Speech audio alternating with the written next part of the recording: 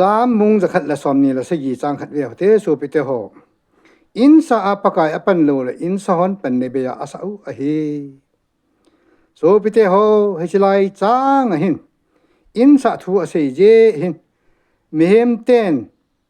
te gel danin ta sa in sa danin a kingai tu ji na hi ain la bible la ivet le sei ju ho khang chun Jerusalem ho in ki sa lo pi dan chu song je nga ki sa lo pi ta hi ji chun sei ju hon a ki sa lo pi dan chu amu pha nu chun Yesu he nga angun pakai he chi ki sa lo pi dan pi hi ten ang sei jun a hi le Yesu na don bunin he chi ho in hi su chim lo wa khat chunga ki se thom him lo ding a hi ati pi tai Lúc bung som ni la khat chang nga apat gu ven a ye chu hi chi hoin chu a ki su chim lo le thaga bu in ke sa thei loading a hi ti na a hi tai ka so pite ho David in athat men le asum nei men chun pakai wen sa ding agun a hi le pakai pathi ni no pi ta pu na hi ain la ho in chu asa pa Solomonin asa do bowe sol cha bung segi chang som li la segi ven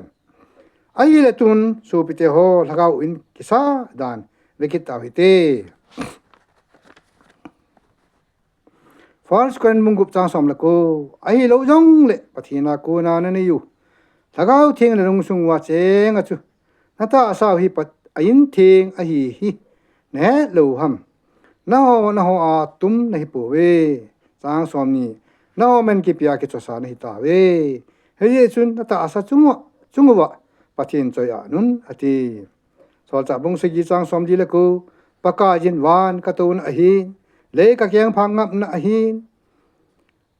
hitabang in le sa pi diu ham ka chol nga na mun hoi kum ham ati John bung som la li chang khe no lung kham hi un pathin ta senun ke ma yo nei ta senun Sang ni na kapa ina chen in nom tam ta ame omlo hi le na ya ba ka sei ta hi ding ham aji chu ke ma na ho ding mun se ma ka chi a hi le ke ma na a chu na ho yo nom theina ding win ke ma hong kin in tin ka hi nga dinga kong pui ding na hi be ate Jesu na se yu te lagao ho in sa na ding nga api sol cha bung khat chang li ven na hon Jerusalem da lai un pa thutip ke ya ko na ya u chu nga jingun sang nga na ji ina me ti le jon chun tu ya baptai achan sa hi na ho wang tu kal ni phapep jo le thagau thi nga baptai na chen ding a hi ati asei bang in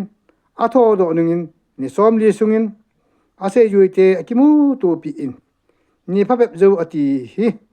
ni som jo le ati na a hin akikop le ni som nga ni ta in asei yuite ding in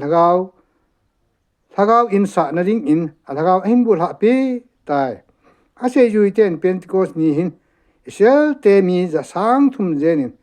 Jesu minin a chon sit eksu wi ta bi hi tai chol cha bung ni chang som thum le sagi apat som li ven so pite ho Jesu Christian miem te chunga agal zo na chu cross a hitan hi miem te gal zo na chu bopta se bo we Pati ni nga ho siya tina ipichi tawa namin hallelujah